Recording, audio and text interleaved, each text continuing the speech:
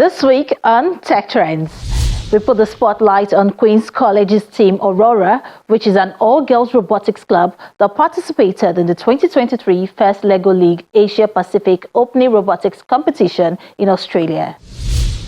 And then there's my interview with Dayo Adesonya, Head of Tech Innovation at Cloud and Prem, and we talk about the rise of generative AI and the concerns surrounding its use. A warm welcome to the program as we seek out innovation and creativity that are unique to Africa. I am Olayemi Utunuga.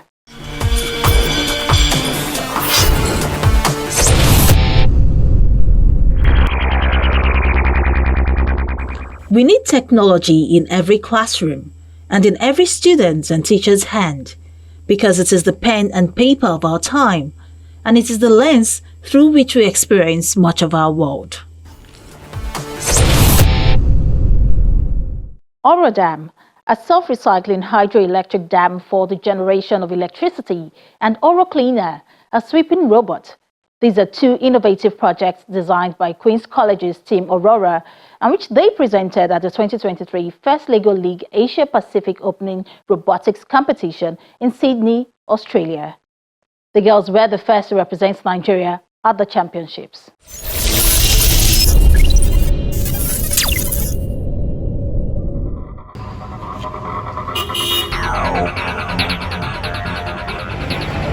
This is Queen's College, Lagos, a government-owned secondary school in Yaba. But it's not just the traditional education that goes on in here. The school has a STEM and robotics club codenamed Team Aurora.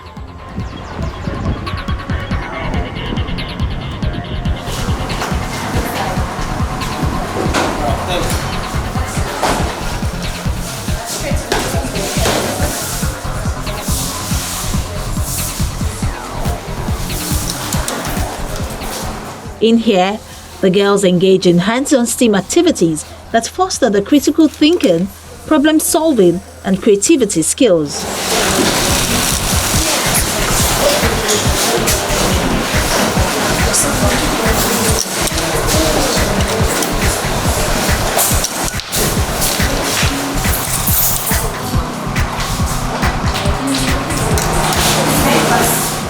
It is also in this room that the girls came up with an innovative project that they presented at the 2023 First Lego League Asia Pacific Opening Robotics Competition in Sydney, Australia.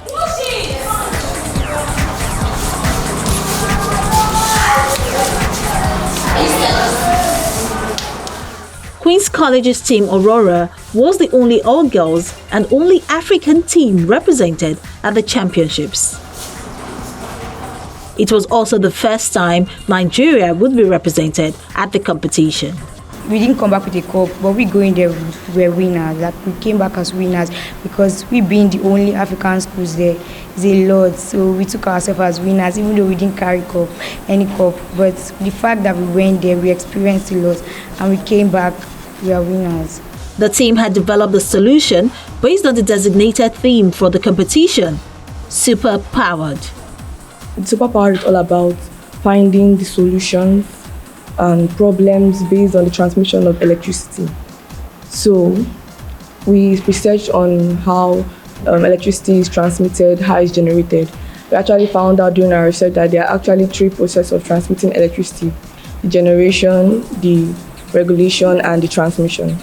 So we came up with an innovation project, Aurora Dam, which is self-recycling, and it uses water as its renewable energy.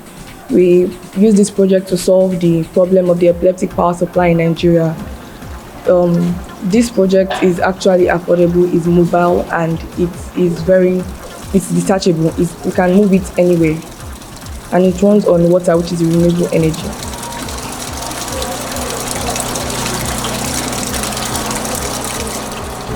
This is Aurora Dam. Aurora Dam is a self-recycling hydroelectric dam. It has two compartments. The upper compartment, which serves as the reservoir that houses the water, and the lower compartment, which houses the turbine. The reservoir has two inlets and one outlet. The inlet is used for recycling purposes, while the outlet is used to release high-pressure water on the turbine. As water leaves the reservoir, it flows through the outlet and hits the turbine, which spins the turbine, producing mechanical energy.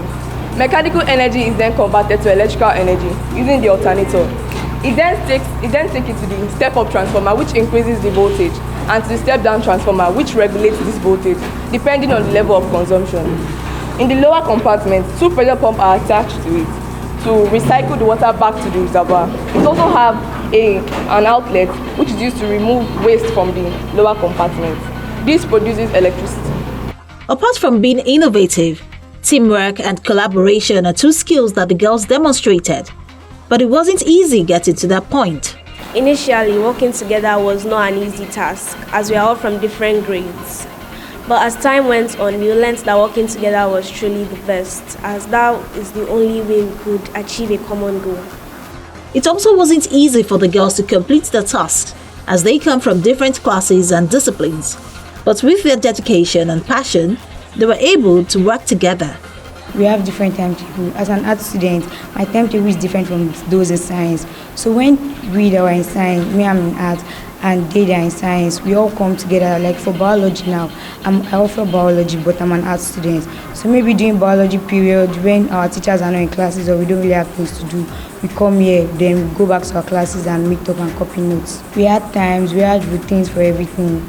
We always have the time, even though we come here, we don't allow it to affect our studies, because during CAs, we give ourselves break, like especially during period that we're having tests, we didn't come for some particular period of time, and after our tests, we came and we still embarked on the journey. As students, they had limited resources to work with, but with the support of their teachers and family, they were able to maintain a positive attitude and be creative.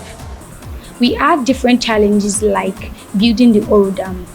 When we were building the Aurora dam, the materials were either not enough or they were too bulky, or we could not fix the wires. Those are challenges that we faced when we're building the Aurora dam. We had to solicit for funds from our principal, and she helped us to the extent that she could by supplying us with kegs. And for the rest, we decided to improvise. For our turbine, we used CD plates, plastic spoons, and super glue to gum it together. And for the pressure pump, we recycled a car wiper's engine to recycle water back into the reservoir. For the whole structure of Aurora dam, we had to use one of our tables we had to break one of our tables down and reconstruct it into the present wooden structure of Aurora dam. Our parents encouraged us because this world we are now is full of technology, and nobody wants their child to be lacked in anything. So our parents supported us in different ways.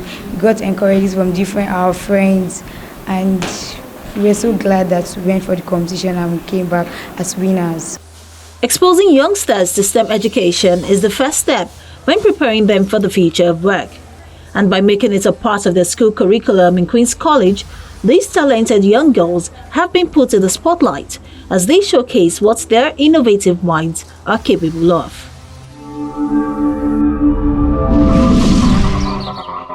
When you can shrink yourself down to explore the inner workings of the human heart in vivid virtual reality, biology class might never be the same again.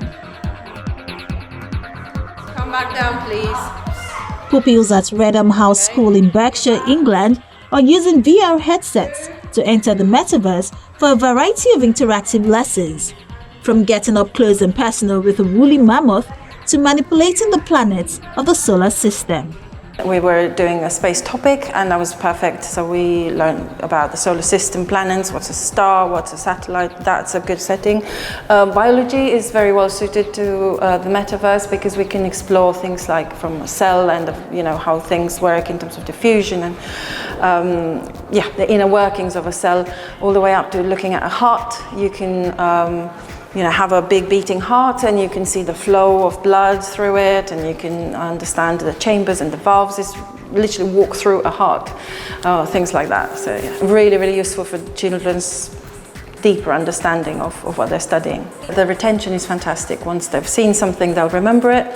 and there's a deeper understanding because they can manipulate an object, they can see it from all sides, they can see how it works, they can see the function, and so they really get a deeper, better understanding. The experience in the science classroom was amazing. It was really cool how I got to kind of put the heart in a different place, because if you were in a normal classroom, you can't do that, and the fact that there's so many things that you can't do normally in the metaverse is amazing, because there's so many opportunities to try new things, and yeah, I really enjoyed the experience. The Metaverse School is being developed by Inspired Education Group, using the prestigious physical Red Mouse School as the virtual reality location for global students. Yeah, right where we are now. Ashley Harold, CEO of Online Schools, says the pilot project will be accessible from anywhere in the world by students who are a part of the Inspired Education Group. So we're here in front of the incredible building at Redham House, Berkshire, the school that's been used as the inspiration for Inspired Education to create their Metaverse School. The Metaverse School is a digital twin, an exact copy of this building in virtual reality that brings together students from all around the world to be taught in virtual reality. So 84 different schools in 24 different countries, the students from those schools joining together inside a virtual version of this building in order to learn and enjoy their work together. Subjects including science, history, art, and geography are all brought to life with students working together in virtual reality. Set in over 100 acres of countryside west of London, the imposing Victorian mansion that now houses much of the school dates back to the early 19th century. The digital twin of the school was created by stitching together thousands of images, with many of the VR lessons taking place in front of the computer-generated mansion.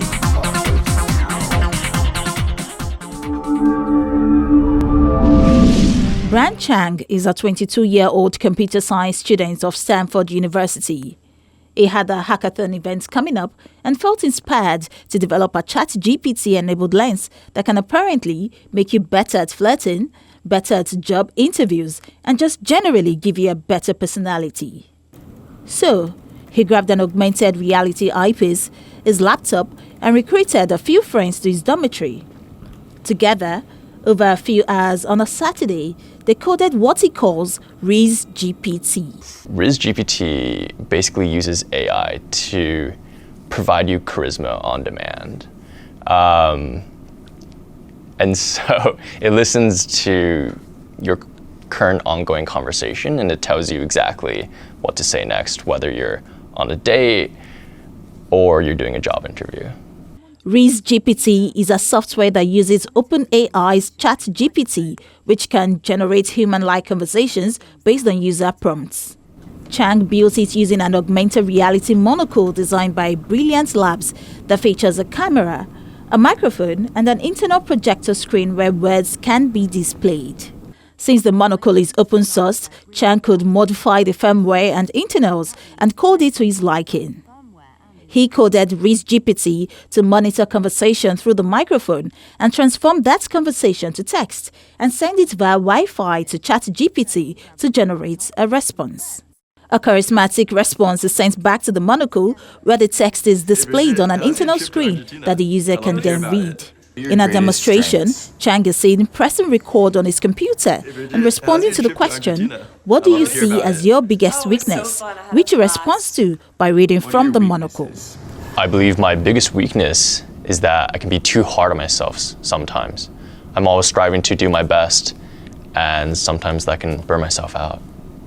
During a later recording with his phone, Chang responded to a friend asking a similar question, and the text appeared on the bottom of his monocle. It read, "My greatest weakness is that I get too focused on the details of a problem and find it difficult to take a step back and see the bigger picture."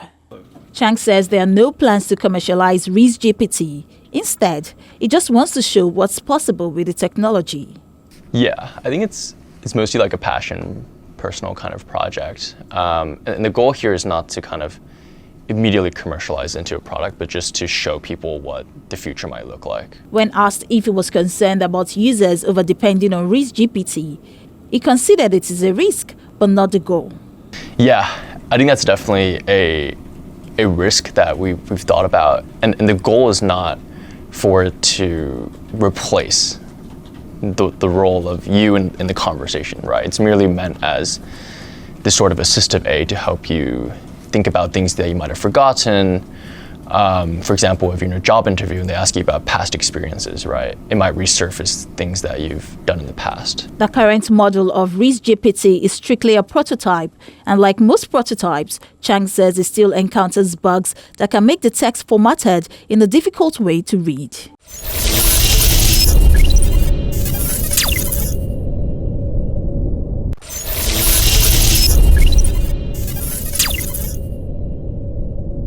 Artificial intelligence has been in existence for years, but generative AI, a subset of the field which focuses on the development of fresh content through machine learning algorithms, has put the technology in the spotlight.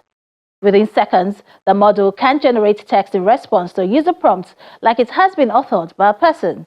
But as with any technology, there are concerns when it comes to its applications. Dayo Adesonya, Head of Tech Innovation at Cloud and Prem, discusses the pros and cons of this new technology. Generative AI is generative artificial intelligence, and what that means is that you train a particular bot with some data, telling it that this is how I like to do my things, right?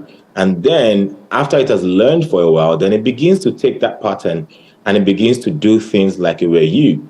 Now, if you trained artificial intelligence, for example, with episodes of tech trends, you will begin to see that AI can now generate its own episodes of tech trends and keep it going like that. That's what it means, and that's why it's interesting, because the same quality or even better quality of work will be done without you putting in that much energy anymore. So why it's a hot topic right now is the amount of impact that it's having around the world, both the positive and the negative side, and the interesting type of supercomputers that are powering these models. And what can this type of technology do that makes it so fascinating? Yeah, what makes it fascinating is you being able to see the impact, the amount of work that AI puts into place to ensure that this new thing is generating looks exactly like what you can do, or something even better than what you can do. For example, you find out that people who are using AI in a good way, somebody was able to train their dying father's that they were able to train AI on their dying father's voice and his voice patterns. And then afterwards, they were able to connect that to bedtime stories that were able to, the grandchildren were able to listen to their grandfather even if he wasn't around anymore. So those are the kind of fascinating things that you can find out that AI can do. And it's really, really interesting the way things are going.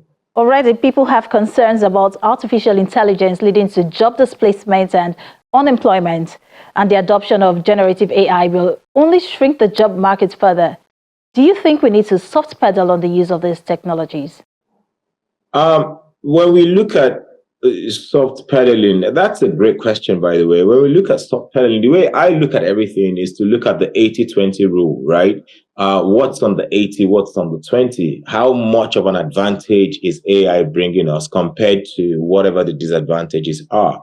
And when you begin to talk about, job losses and things like that, I think that the right way to think about it is to ensure that governmental bodies are very quick to begin to train people towards the right amount of skills, the types of skills that will keep them relevant in the market, which will be skills where artificial intelligence may not exactly be able to get people to lose their jobs. That's one thing. Also, in the other areas as well, let people begin to understand what artificial intelligence can do in their own area of work, and be the first set of people that jump on and learn that, get that extra skill.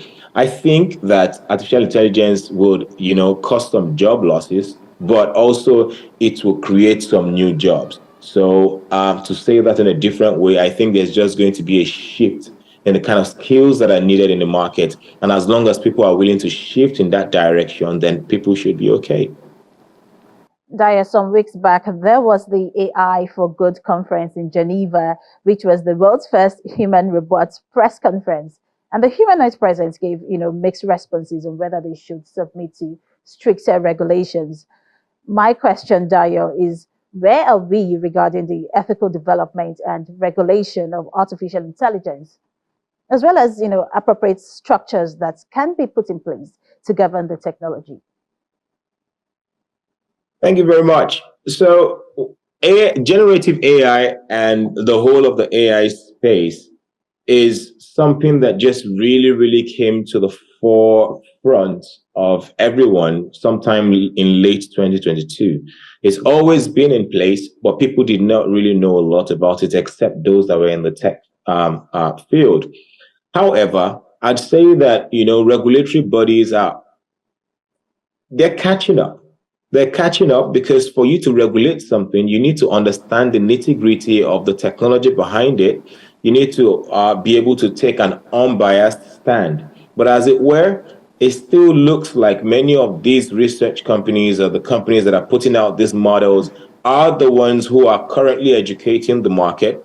And until the government is able to catch up to that, there is almost nothing. I don't think they'll be able to put any effective measures in place because they now have to ride on the backs of the organizations who are putting out these models, and the organizations that are putting out these models are they're incentivized by their own revenues that they're trying to make. So how do we really ensure that ethics ethics remain the main consideration as we put these regulations in place? Government should be able to take an unbiased stand and ensure that things are done properly. But for now, I think that a lot of governments around the world are still catching up and ensuring that they're able to classify what's good for the government, what's good for their economies, and what's bad, and then be able to put the right measures in place. But I think that is not too far from now that all of those regulations will come in place. And what's next for generative AI and, the whole of the artificial intelligence space? That's a very open-ended question because it's unbelievable what's coming. In the future, it's unbelievable. Look, myself, I created something little that is helping people not touch their social media strategy. And this AI model is thinking up the content for them and posting it without them actually doing anything. That is one thing. Imagine other things that can happen in the world of medicine. You look at precision medicine, for example. There's something we call genomics, where they're able to break down the details of everyone's genetic makeup, and they're able to sequence people's DNA to be able to understand what is really unique to them. That is a lot of work to do, and it takes a lot of hours to do that. But with AI, maybe they'll be able to do things better. And when I say precision medicine, that means that, whatever it is that is giving one person a headache can be unique to that person based on that person's genetic makeup. And that means that, since everybody around the world has a different genetic makeup, that means that, maybe one treatment for everyone may not be what works effectively. Maybe each person needs to have their own type of special treatment. And then if you begin to look at things like that, when someone comes in the hospital now, maybe AI can be in place to quickly understand what this person's genetic makeup is like and begin to, let them know that this is a type of therapy combination that can help this person feel better, not the general drugs that everybody is just using. So I'm interested in seeing how that can help in the world of oncology and cutting away all of this cancer that we have been dealing with for many years. Maybe this would be the solution that we need. And in other industries, I'm just very, very excited around what I'm going to see. I won't be surprised. I'm just going to be excited because I know that AI has a lot of good things for us in the future. And I definitely can't wait to see how everything would pan out. It's always nice to have you join us on the program, Dayo Adesonya. Thank you so much for joining us. Yeah, thank you very much for having me. And you need to get some skills as well so that you don't have a robot taking out your job.